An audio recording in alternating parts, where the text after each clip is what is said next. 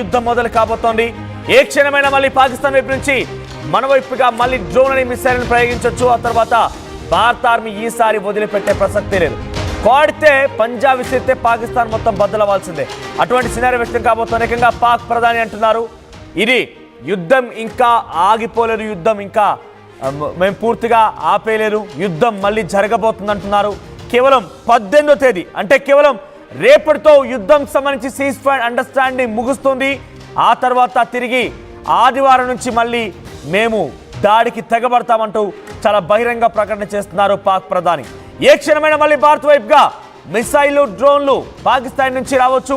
పాకిస్తాన్ మరోసారి తన పిచ్చి ప్రయత్నాన్ని, తనకు సంబంధించిన అహంకారాన్ని, ఆ పిచ్చి వేషాన్ని మళ్ళీ భారత్ వైపుగా వేయొచ్చు. మళ్ళీ డ్రోన్లు, టర్కీ నుంచి వచ్చే డ్రోన్లని, చైనా నుంచి వచ్చిన మిసైల్ని భారత్ పైన ప్రయోగించవచ్చు. ఏ క్షణమైనా అదంతా జరగవచ్చు. ఆదివారం నుంచి మళ్ళీ మొదలు పెడతామని చాలా బహిరంగంగా చెప్తున్నారు.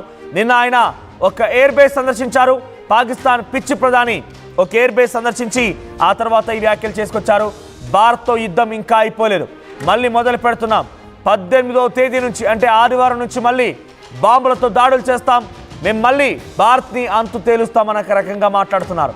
సింధు జలాలని ఇవ్వకపోతే తప్పకుండా ఈ చర్య ముందు పడుతుంది. సింధు జలాలు ఇవ్వలేదు అంటే అది యుద్ధ చర్యగానే భావిస్తున్నాం. అందుకే ఆదివారం నుంచి మళ్ళీ దాడులకు తెరలేపుతామనే మాట పాకిస్తాన్ ప్రధాని మాట్లాడుతున్నారు. అంతకంటే ముందు ఆయన కశ్మీర్ అంశం గురించి కూడా మాట్లాడుకొచ్చారు.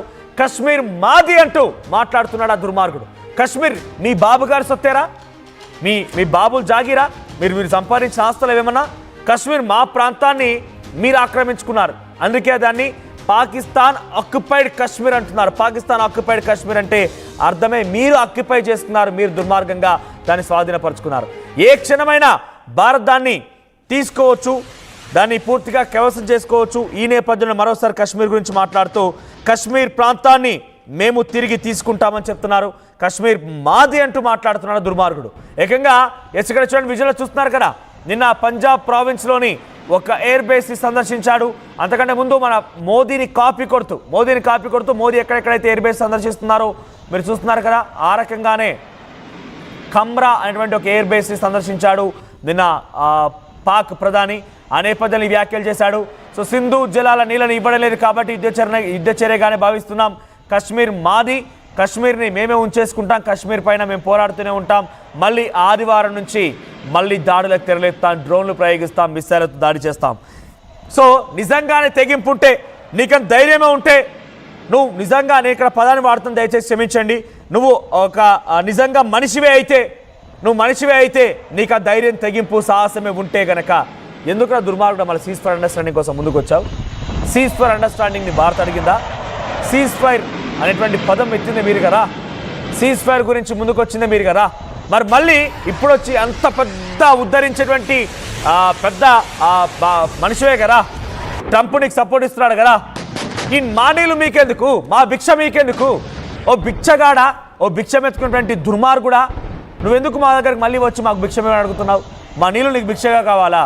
మేము ఇచ్చేటువంటి నీళ్ళు మళ్ళీ నువ్వు తాగుతూ మళ్ళీ మామిడికే కాలు దూవుతావా? చాలా క్లియర్గా మన భారత ప్రభుత్వం చెప్తోంది, ఈసారి ఎట్టి పరిస్థితుల్లో కూడా సింధు జలాలని వదిలే ప్రసక్తే లేదు, సింధు నీళ్ళను వదిలిపెట్టమని చాలా క్లియర్గా చెప్తున్నాము. కానీ వాళ్ళు ఏమంటున్నారు, సింధు నీళ్ళు వదిలిపెట్టకపోతే యుద్ధ చర్యగానే భావిస్తున్నాం, సింధు నీళ్ళని తక్షణమే వదిలేయాలి అని చెప్పి పాక్ ప్రధాని అంటున్నాడు. నీకు బాగా తెలుసు కదా, ప్రపంచ దేశాలు మొత్తం శాసిస్తున్న డొనాల్డ్ ట్రంప్ నీకు రక్షిస్తున్నాడు కదా, మొత్తం ప్రపంచ దేశాలు మొత్తం కూడా పాకిస్తాన్ ఇవ్వబోతుందని చెప్పి చెప్తున్నావు కదా, నీ దగ్గర అనుభవం ఉంది కదా, ఆ అనుభవం నీళ్ళు తాగు, ఆ అనుభవంతో నీళ్ళు తెచ్చుకొని తాగు. మళ్ళీ మా నీళ్ళే కావాలంటావు, మేమిచ్చే తిండే కావాలంటావు, మా దయాదాక్షలతో బతికే నువ్వు, ఈ పిచ్చి కుక్క మేము తిండేస్తా కానీ బతికిన నువ్వు మళ్ళీ మా పైన కాలు దొవుతావా? నీకు ఈసారి నువ్వు చచ్చిపోయిన విలవిల కొట్టకున్నా చచ్చిపోయినా నీ శవాలు, వందల కొద్ది శవాలు తెప్పలుగా కుప్పలుగా పడి ఉన్న ఈసారి సింధు జలాల నీళ్ళు ఇచ్చే ప్రసక్తే లేదు. నువ్వు దాడికి దిగుతానంటున్నావు కదా, దమ్ముంటే దాడికి దిగి చూడు ఒకసారి. ఈసారి నువ్వురు గప్పిన నిప్పులా మన భారత ఆర్మీ ఎదురు చూస్తోంది. ఏ క్షణమైనా ఈసారి వదిలిపెట్టే ప్రసక్తే లేదు. ఇక ఈసారి అంటే కొంత ఆచితూచి కేవలం ఆ ఆర్మీ బేసెస్ పైన టార్గెట్ చేశాం, కానీ కైరానా హిల్స్ పైన టార్గెట్ చేయకముందే రేడియేషన్తో అల్లాడిపోతున్నాం. రేడియేషన్ కారణంగానే ఇక్కడ ప్రజలు పెద్ద ఎత్తున ఇబ్బందులు పడుతున్నారని చెప్తోంది కదా పాకిస్తాన్. ఈసారి దెబ్బ కొడితే డెఫినెట్గా కిరాణా హిల్స్ కొట్టేయచ్చు, ఆ అణుస్థావరాన్ని పేల్చేయచ్చు, పూర్తిగా పాకిస్తాన్ని ముక్కలు చేయొచ్చు, పాకిస్తాన్ ప్రధానిని దాన్ని వాడి తల తెంపేయొచ్చు. అటువంటి పరిస్థితి రాబోతోంది. మళ్ళీ దాడి చేస్తావా? సీజ్ ఫర్ అండర్స్టాండింగ్కి కనుక నువ్వు ఈసారి కనుక డెఫినెట్గా దాన్ని ముక్కలు చేసే ప్రయత్నం, దాన్ని తప్పించే ప్రయత్నం కనుక చేస్తే భారత ఆర్మీ చూస్తూ ఊరుకోదు. భారత ఆర్మీ అంతకంతకు సమాధానం చెప్పదు. ఒకసారి ఇటువంటి చర్య కనుక మళ్ళీ సీజ్ ఫర్ అండర్స్టాండింగ్ కనుక కుప్పకూలిస్తే, దాన్ని రద్దు చేస్తే కనుక సీజ్ ఫర్ అండర్స్టాండింగ్తో పాటుగా మళ్ళీ ఇటువంటి వ్యాఖ్యలు చేస్తే ఎటువంటి సమాధానం ఇవ్వబోతుందో మన ఆర్మీ అధికారులు చెప్పుకొచ్చారు. ఒకసారి మన ఆర్మీ అధికారులు ఏం మాట్లాడారో చూద్దాం. और ये अल्लाह ताला ने मेरी नजर में उसको आप किसी और तरीके से ले सकते हैं, ऑल्दो इन डिफरेंट कॉन्टेक्स्ट, लेकिन 1971 की जंग में हिंदुस्तान से आपने इस जंग में बदला ले लिया और पूरी दुनिया को बताया कि पाकिस्तान की फौज एक जरी फौज है. और ये अल्लाह ताला ने मेरी नजर में उसको आप किसी और तरीके से ले सकते हैं, ऑल्दो इन डिफरेंट कॉन्टेक्स्ट, लेकिन 1971 की जंग में हिंदुस्तान से आपने इस जंग में बदला ले लिया और पूरी दुनिया को बताया कि पाकिस्तान की फौज एक రైట్, విన్నారు కదా పాక్ పిఎం వాడు ఏమంటున్నాడు? సింధు జలాలను ఇవ్వాల్సిందే, లేదంటే మళ్ళీ దాడులకు తెరలేపుతామంటున్నాడు. మా భిక్ష వేసి మేం భిక్ష వేస్తే కానీ బతకని మీరు, మా మోచేతుల్ని తాగే బతికే మీరు, మా వల్ల అక్కడ బతుకు ఈడ్చే మీరు, భిక్షగాళ్ళు భిక్షాటన చేసుకున్నటువంటి మీరు మళ్ళీ భారత్ పైన దాడి చేస్తారా? మళ్ళీ భారత్ పైన దాడులకు పాల్పడతారా? గుర్తుపెట్టుకో పాకిస్తాన్ పిచ్చి కుక్క. ఇప్పుడంటే కాస్త సైలెంట్గా ఊరుకున్నాం కానీ, సంయమనం పాటిస్తున్నాం కానీ, మళ్ళీ పంజాబ్ విసిరితే పాకిస్తాన్ పటాపంచలైపోతోంది, పాకిస్తాన్ ముక్కలైపోతుంది. పాకిస్తాన్ నీ తల తెగిపడినా కూడా ఆశ్చర్యపోవాల్సిన పని లేదు. అందరి తెలలు తెగిపడడం సిద్ధంగా పోతుంది. ఎందుకంటే వీడు మళ్ళీ ఏం మాట్లాడుతున్నాడు? నీళ్లు మావంటున్నాడు, కశ్మీర్ మాదంటున్నాడు, కశ్మీర్ని మేము తీసుకుంటామంటాడు, కశ్మీర్ మాదే అంటాడు. ఇటువంటి వ్యాఖ్యలు చేసేది. సో పైపెచ్చు డొనాల్డ్ ట్రంప్ ఏమయ్యా ప్రపంచ మేధావి, ఏమయ్యా దురహంకారి, దుస్సాహసి, నీకు అర్థం కావడం లేదు. ఇవన్నీ కూడా అక్కడ ఉగ్రవాదాన్ని పెంచి పోషిస్తూ, ఉగ్రవాదాన్ని డబ్బులు ఇస్తూ, ఉగ్రవాదాన్ని ఇంకా ప్రేరేపిస్తూ మళ్ళీ మేము దాడులకు పాల్పడతామని వాళ్ళు మాట్లాడుతుంటే నువ్వేమయ్యా? నాకు అర్థం కాదు. పాకిస్తాన్ పెంచి పోషిస్తావు, పాకిస్తాన్ ప్రొటెక్షన్ ఇస్తావు, నాకు అర్థం కాక. నీ అంతా ఒక ఇప్పుడు నువ్వు పబ్లిక్ కోరుకుంట ప్రకారంగా you may be A joker of world, నేను ఒక వరల్డ్ జోకర్గా చూస్తున్నారు. కొంత సంయమనం పాటిస్తోంది పాకిస్తాన్ సీజ్ ఫర్ అండర్స్టాండింగ్ పైన భారత ప్రభుత్వం నీ మాటలతోనే. లేదు అనుకుంటే కనుక నీకు కూడా బుద్ధి చెప్పే అవకాశం ఉంటుంది. అంటే నీపై పర్టికులర్గా దాడి చేయకపోవచ్చు, కానీ మా మాటలు సరిపోతాయి. మా ఆర్థిక వ్యవస్థ మిమ్మల్ని మీ మీద వచ్చేటువంటి వస్తువులను కానీ లేకపోతే ఇతరత్ర విషయాలను కనుక కొంత కంట్రోల్ చేయగలిగితే డెఫినెట్గా కొన్ని ఇబ్బందులు పడవచ్చు అమెరికా కూడా. సో కానీ అమెరికా లాంటి అధ్యక్షుడు డొనాల్డ్ ట్రంప్ పాకిస్తాన్కి సపోర్ట్ ఇస్తున్నాడు. నాకు అర్థం కావడం లేదు. ఇటువంటి దుర్మార్గమైన చర్యలకు ఎంత సహకరిస్తున్నారు అనేది మాత్రం చాలా క్లియర్గా చెప్పకనే ఆయన చెప్తున్నారు. ఎస్, మా ప్రతినిధి మధు సిద్ధంగా మధు, సో మళ్ళీ దాడులకు తెరలేపుతాం, 18వ తేదీ వరకు మాత్రమే సీజ్ ఫర్ అండర్స్టాండింగ్ అని, ఆ తర్వాత మళ్ళీ దాడి చేస్తామని పాకిస్తాన్ ప్రధాని షహబాజ్ షరీఫ్ మాట్లాడుతుంది. ఎలా చూడాలి దీనిపైన?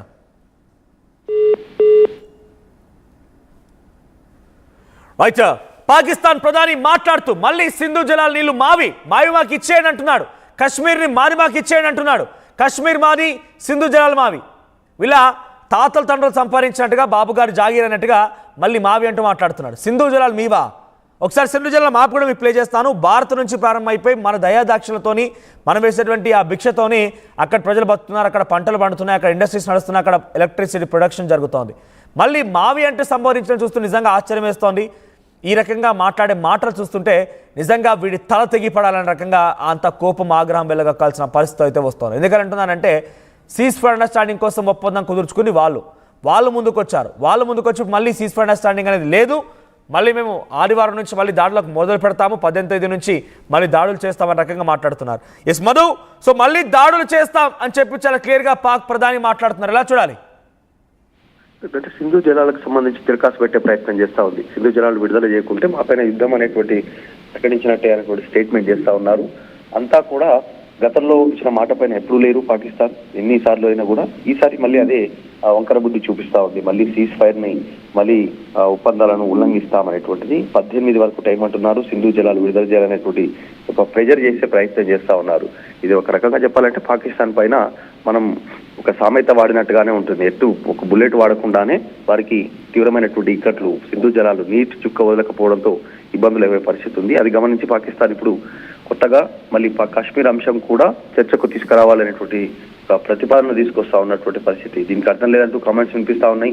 ప్రస్తుతానికి మాత్రం దీన్ని యుద్ధచర్యగా ప్రకటిస్తామని చెప్తున్నటువంటి పాకిస్తాన్ మళ్ళీ తీవ్ర పరిణామాలు ఎదుర్కొనే అవకాశం ఉంటుంది. భారత్ కూడా చాలా స్పష్టంగా అక్కడ ఉన్నటువంటి ఉగ్రవాదులను అప్పజెప్పాలి, పిఓకే అప్పజెప్పాలి. ఈ రెండే డిమాండ్లు. భారత్ ఒకవేళ పాక్తో చర్చలు జరపాలనుకుంటే, పాకిస్తాన్ ఏమో కాశ్మీర్ మాదిరి అనేటువంటి చెప్పే ప్రయత్నం చేస్తుంది. అది సాధ్యం కాదు, చర్చలు ముందుకు వెళ్లే అవకాశం లేదు. రెండు పాకిస్తాన్ సుభిక్షంగా ఉండాలన్నా, అక్కడ ప్రజలు హ్యాపీగా ఉండాలంటే టెర్రరిస్టులను అప్పజెప్పాలి, పిఓకేని అప్పజెప్పాలి భారత్కి అనేటువంటి డిమాండ్ ఉంది. కాబట్టి చూడాలి ఏం జరుగుతుందో. పాకిస్తాన్ మరోసారి వంకర బుద్ధి చూపిస్తున్నట్టుగా తెలుస్తాను. రైట్ మను, అంటే డైరెక్ట్గా మళ్ళీ దాడులకు తెరలేపుతాము, 18వ తేదీ వరకు మాత్రమే సీజ్ ఫర్ అండర్స్టాండింగ్ అని చెప్పి పాకిస్తాన్ ప్రధాని అంటున్నారు. ఒకవైపు వారిని రక్షించేందుకు ప్రయత్నం చేస్తున్న డొనాల్డ్ ట్రంప్ ఏమో seize for understanding is a permanent one అంటున్నారు.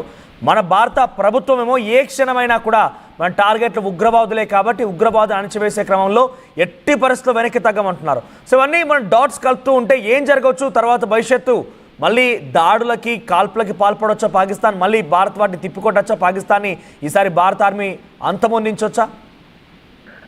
సెక్టార్ ఏరియాలో ఇదంతా కూడా ఎల్ఓసి కానీ మిగతా ప్రాంతాల్లో పాకిస్తాన్ సామాన్య ప్రజలపైన కాల్పులు జరిగింది. వాళ్ళ ఇళ్లపైన, వారిపైన, వ్యవసాయం పని చేసుకున్నటువంటి వారిపైన, బార్డర్లో నివాసం ఉంటున్నటువంటి వారిపైన కాల్పులు జరిగింది. భారత్ ఎక్కడ కాల్పులు ప్రజలపైన చేయలేదు. పాకిస్తాన్ ప్రజలపైన, సాధారణ ప్రజలపైన కేవలం ఉగ్రవాద శిబిరాలే టార్గెట్ చేశారు. తర్వాత వారికి సంబంధించినటువంటి సైనిక స్థావరాలను టార్గెట్ చేశారు. అక్కడ కూడా సైనికులను టార్గెట్ చేయలేదు, కేవలం స్థావరాలను మాత్రమే చాలా జాగ్రత్తగా ఎయిర్ బేస్లను మాత్రమే ధ్వంసం చేసినటువంటి పరిస్థితి. సో పాకిస్తాన్ మాత్రం గతంలో ప్రజలపైనే అటాక్ చేసింది.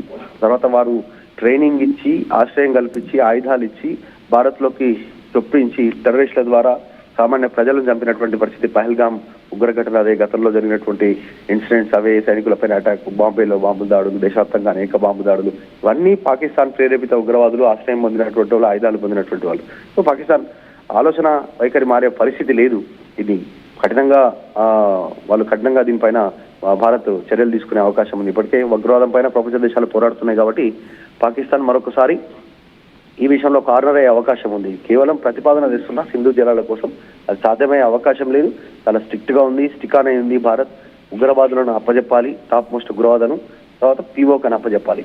ఇవన్నీ లేకుండా చర్చలు జరిగే అవకాశం లేదు. అది అప్పజెప్తామంటేనే పాక్తో మిగతా సంబంధాలు, దౌత్యపరమైనటువంటిది, తర్వాత ఎగుమతులు దిగుమతులకు సంబంధించినటువంటి అంశంలో కానీ ఇంకా స్నేహపూర్వకమైనటువంటి విషయాలు చర్చకు వస్తుంది. కానీ ప్రస్తుతానికి మాత్రం పాక్ వాళ్ళ డిమాండ్ని తెరపెట్టేసే చర్చలు జరిగే అవకాశం లేదు. ఒకవేళ సీజ్ ఫైర్ ఒప్పందాన్ని రద్దు చేసుకుంటే మాత్రం చాలా కఠినంగా ఎదురుదాడి ఉంటుంది.